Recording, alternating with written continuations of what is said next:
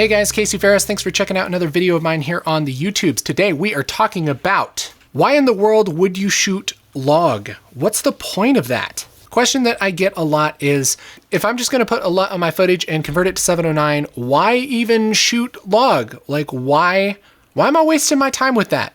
Is this one of those things ain't nobody got time for? I totally understand why this might be confusing. In fact, it was really confusing for me when I started getting into color grading. So I could go into all sorts of fancy explanations, a dynamic range hoo-ha, but I'm gonna just say this, all right? Here's our shot of our girl with a blown out window in the background. And let's pretend that we just shot it like this in camera. And so all of these colors are baked in. This is what we get. It's gonna come in looking like this with all of our highlights chopped off there. And if we try and bring the gain down, look what happens. It doesn't get any better. We don't recover any of that data. The more you bring it down, the more it just looks darker and honestly a little bit worse. Your best bet right there is just to mourn the loss of those highlights because you don't get them back. You ain't never getting them back. You can do all your fanciness and it just doesn't happen. It just doesn't, you can't. So that's if we shot this in like a standard picture profile, okay?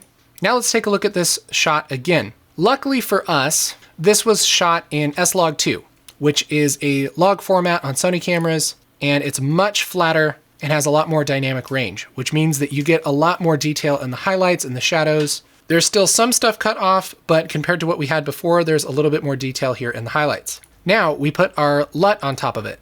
This is the S-Log2 Rec. 709 LUT from Ground Control. You can get this for free at groundcontrolcolor.com. Just click on free LUTs. It's called S-Log2 Rec. 709. Click that and you can download it for free.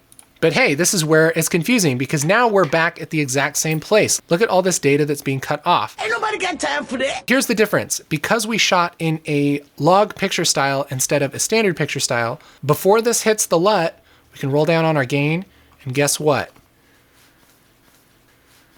A lot of that detail in the highlights comes right back. And same with the shadows. You see we're losing a lot of data here in her hair. We can boost up the lift a little bit and we can get a lot of that back. So it's kind of the best of both worlds. You can shoot with the log format and put a Rec. 709 LUT on it. And if you don't have time to do any adjustments, you can still have a decent looking shot with the added flexibility of being able to recover some of those highlights. And again, just to make things really clear, you don't need to put a LUT on this. You don't need to do that at all.